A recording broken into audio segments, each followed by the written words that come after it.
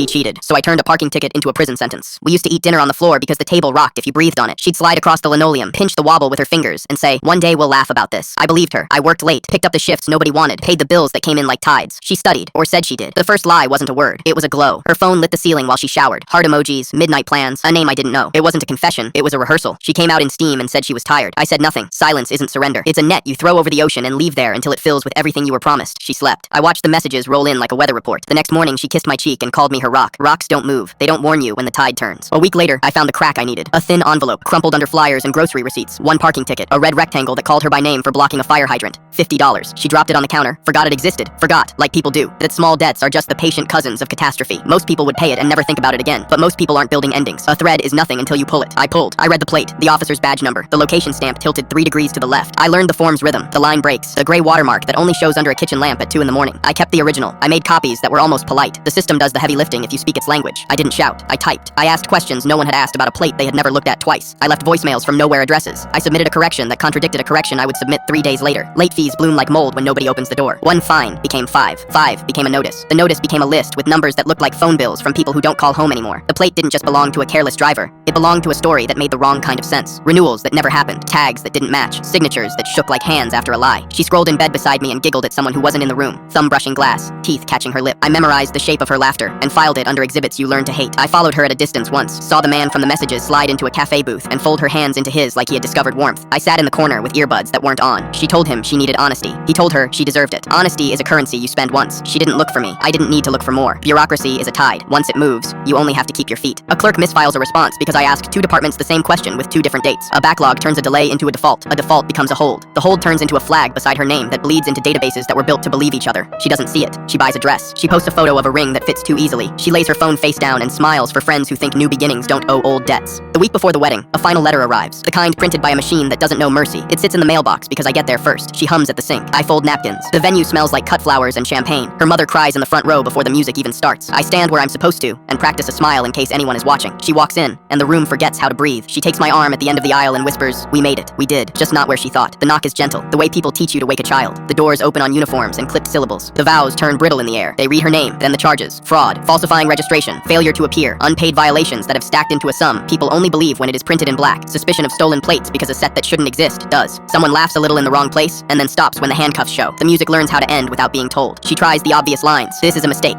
I can explain. I didn't know. Like a woman shaking a locked door that says pull when she needs it to say push. The officer asks her to turn around. Satin wrinkles like paper. Lace remembers it used to be thread. She looks at me over her shoulder like there's a version of me that will run to her rescue. That version died when her phone taught our ceiling how to blush. They take her through the aisle we were supposed to walk together. The cake stands tall and stupid. Layered promises no